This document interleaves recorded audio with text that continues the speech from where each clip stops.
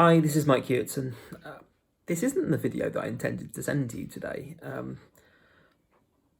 Basically, I've recorded something, watched it back, and I realised I'd been too reasonable. The pandemic delivery service is not worth the paper it's written on. Essentially, if you can find the one person in 1,000 that probably qualifies for a funded delivery, then you're a better man than me. This is too little, too late. This is a slap in the face to all of the pharmacy teams that have been working their socks off over the last 4 to 6 weeks. And I'm fed up. I'm just fed up. This is just rubbish. NHS England needs to urgently rethink its attitude towards community pharmacy. It needs to urgently rethink its plan for delivery, because this is doomed to failure. You know, the problems with volunteers have been widely discussed now. It's not just me that feels like this. But essentially, the only time that we're going to be able to deliver to a patient is A, if they qualify as shielded, which is only a tiny minority of people who are A, stuck at home at the moment, and B, that want delivery. Then they have to be unable to get a friend, a relative, or a neighbour to collect their prescription for them. And in the event that they can't, they have to be in a position where there is no volunteer available. That's not just the NHS national scheme, but also local schemes and community schemes. It's just a joke. This is going to be a massive additional workload because the obligation is on us. So we have to go and find the volunteer.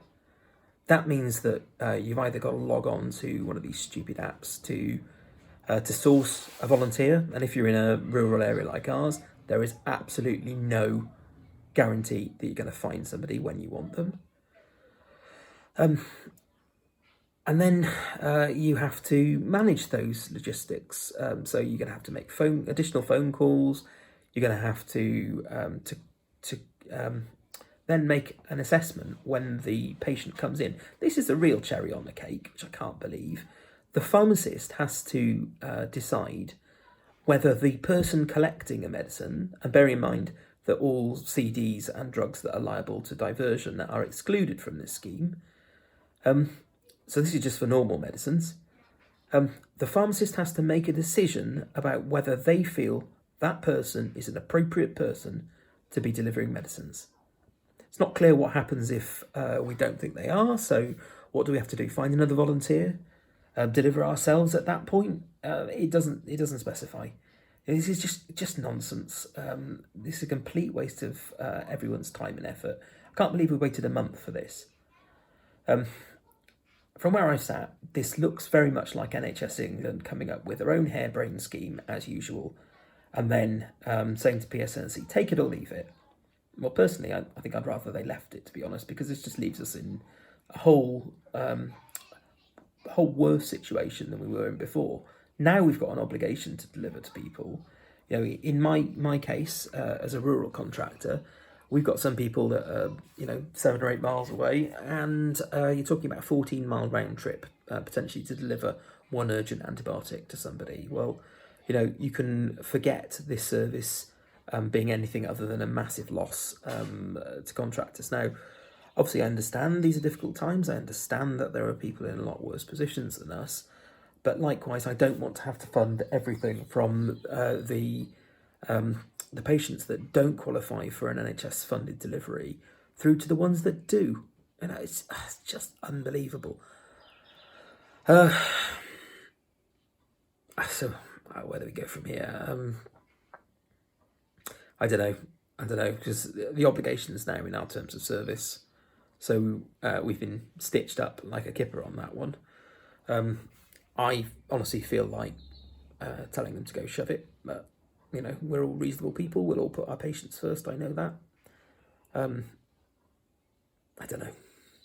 Anyone's got an answer to this impossible question, please let me know, because I honestly don't understand how we're going to make this work. Now, it's been dropped on us at 7:30 on Good Friday. Absolute disgrace. It's also been dropped on the dispensing doctors, but if I were in their position, I've got the ability to be able to say that this patient qualifies on clinical grounds for whoever I want to deliver to, really. And, there's going to be no real argument with that. It's just the pharmacies are going to be left in this impossible spot where we're effectively being the last line of defence. We're the ones that are going to end up picking up the deliveries that nobody else wants to do, and we're going to end up doing that at a massive loss. So, I just, yeah.